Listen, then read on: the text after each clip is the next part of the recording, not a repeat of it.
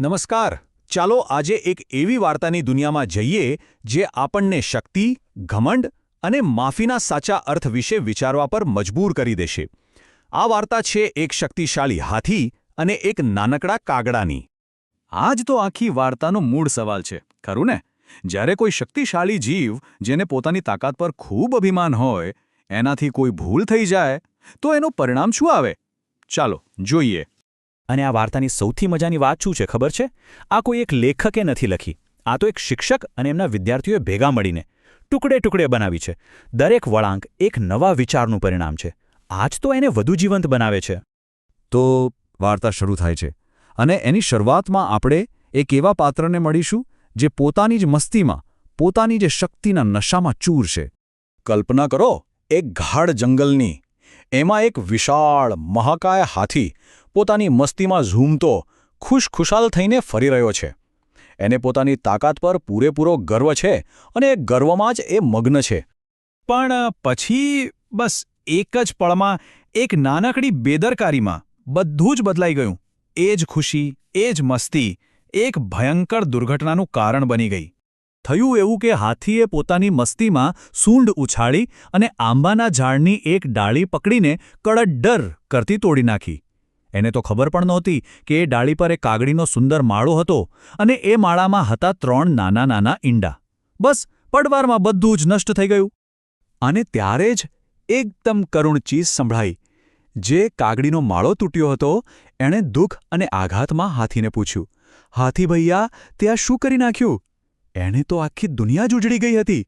પણ શું વાર્તા અહીંયા જ પૂરી થઈ જાય? ના, બિલકુલ નહીં. આ તો હજી શરૂઆત હતી. હવે વાત માત્ર નુકસાનની નહોતી, વાત હતી ન્યાયની. પેલી નાનકડી કાગડીએ હાર ન માને. એણે નક્કી કર્યું કે એ ન્યાય મેળવીને જ રહેશે. એટલે એ સીધી પહોંચી પક્ષીઓના રાજા ગરુડના દરબારમાં. સમજો કે એ પક્ષીઓના રાજ્યની સુપ્રીમ કોર્ટ હતી. રાજા ગરુડની સામે ઊભા રહીને કાગડીએ જરા પણ ડર્યા વગર પોતાની વાત મૂકી. એણે કહ્યું, મારો કોઈ વાંક નહોતો, છતાં આ હાથીએ મારા બાળકોને મારી નાખ્યા છે. એના અવાજમાં દુઃખ હતું, પણ ન્યાય મેળવવાની જીદ પણ હતી. આખી સભાએ કાગડીની વાત સાંભળી અને જાણો છો શું થયું? ચુકાદો તરત જ આવી ગયો. કોઈ લાંબી કાર્યવાહી નહીં. નિર્ણય એકદમ સ્પષ્ટ અને કડક હતો. ગુનેગાર હાથીને જંગલમાંથી દેશવટો એટલે કે હદ પાર કરી દેવામાં આવે. ચુકાદો તો આવી ગયો, પણ આટલા મોટા શક્તિશાળી હાથીને દેશવટો આપશે કોણ અને કેવી રીતે?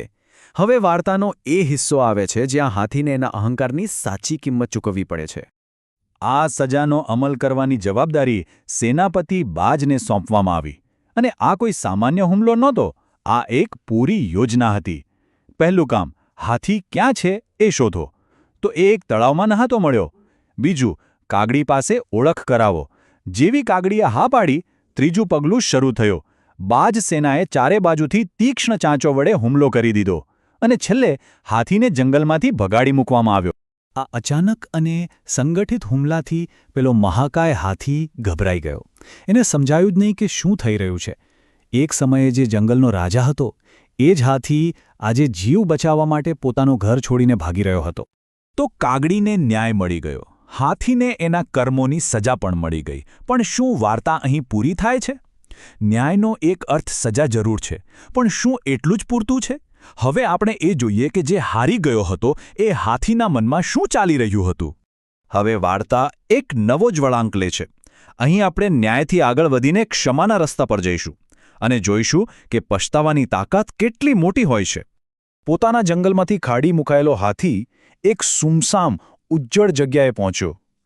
અહીં એકલો અને લાચાર એનો બધો જ ઘમંડ ઓગળી ગયો.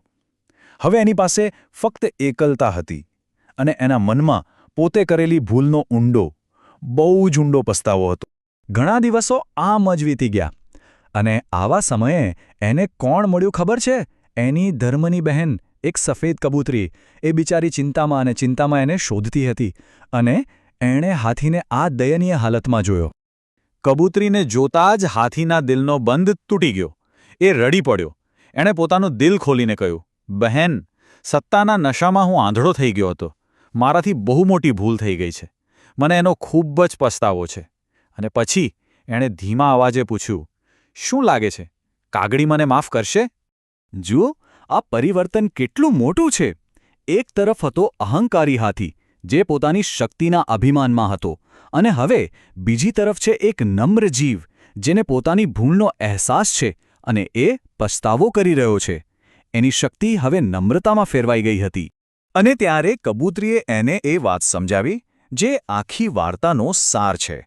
એણે કહ્યું, જ્યારે કોઈ સાચા દિલથી પછતાવો કરે છે ત્યારે એને માફી જરૂર મળે છે. તારા પછતાવામાં તારો બધો અહંકાર ઓગળી ગયો છે. તો આ આખી વાર્તામાંથી, આ આખી સફરમાંથી આપણને શું શીખવા મળ્યું? અહંકારથી શરૂ કરીને પસ્તાવા સુધીની આ યાત્રા આપણને શું શીખવે છે? કબૂતરીએ રાજા ગરુડને હાથીના પસ્તાવા વિશે જણાવ્યું અને એની સજા માફ કરી દેવામાં આવી. હાથી પોતાના જંગલમાં પાછો તો આવ્યો, પણ હવે એ જૂનો ઘમંડી હાથી નહોતો. એ એક બદલાયેલો, નમ્ર અને સમજુ જીવ બની ચૂક્યો હતો. અને છેલ્લે આ વાર્તા આપણને એક બહુ જ મોટો વિચાર આપીને જાય છે કે સાચો પસ્તાવો એ ન્યાય અને દયા વચ્ચેનો એક પુલ છે.